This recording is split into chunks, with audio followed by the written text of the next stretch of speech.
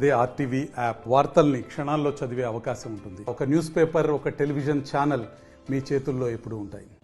Yadadri thermal plant పనుల పురోగతిని deputy CM బట్టి విక్రమార్క పరిశీలించడం జరిగింది. మంత్రులు కోమటిరెడ్డి, ఉత్తమ్ కుమార్ రెడ్డితో కలిసి దామర్చెర్లలోని యాదాద్రి థర్మల్ ప్లాంట్ పనులపై అధికారులతో సమీక్షా సమావేశం కూడా నిర్వహించడం జరిగింది. పనులు ఇప్పటికే ఆలస్యం అవుతున్నాయని, పనులు త్వరగతిన పూర్తి చేయాలని కూడా అధికారులను కోరినటువంటి పరిస్థితి అయితే కనపడుతుందని చెప్పవచ్చు. ఇప్పుడు ఆలస్యం వల్ల కూడా ఖజానాపై భారం పడుతుందని కూడా డిప్యూటీ సీఎం బట్టి చెప్పడం జరిగింది. మొత్తం థర్మల్ ప్లాంట్ చూసినట్లయితే 4000 మెగావాట్ల విద్యుత్తో కూడా నిర్మితమవుతున్నటువంటి ప్లాంట్లో మొత్తం 5 యూనిట్లు కూడా ఉన్నాయి. ఇప్పటికే 2 యూనిట్లు పూర్తి కాగా ఇక 3 యూనిట్లు కూడా పూర్తి కావాల్సి వచ్చిందని చెప్పవచ్చు. ఎప్పటికప్పుడు పనులపై కూడా సమీక్షా సమావేశం నిర్వహిస్తామని, అదేవిధంగా ఏదైతే BHEL కంపెనీ ఉందో పనులు కూడా త్వరగతిన చేస్తే ఆ కంపెనీకి మంచి పేరు కూడా వస్తుందని కూడా డిప్యూటీ సీఎం చెప్పడం జరిగింది. పనులపై ఎప్పటికప్పుడు తనకు సమాచారం అందించాలని, అదేవిధంగా పనుల్లో ఏమైనా జాప్యం జరిగినా కానీ అధికారులు ఉపేక్షించేది లేదని కూడా బట్టి విక్రమార్క చెప్పడం జరిగింది. అదేవిధంగా స్థానికులకు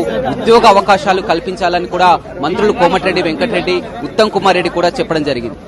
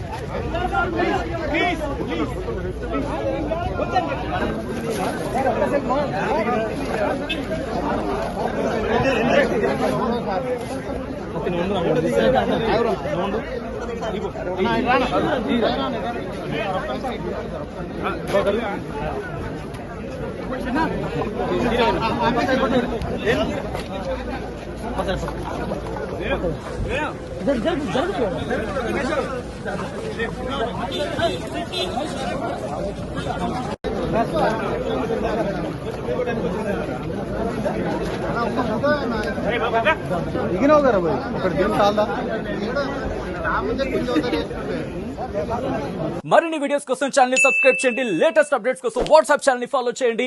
అండ్ లింక్ డిస్క్రిప్షన్ లో ఉంది.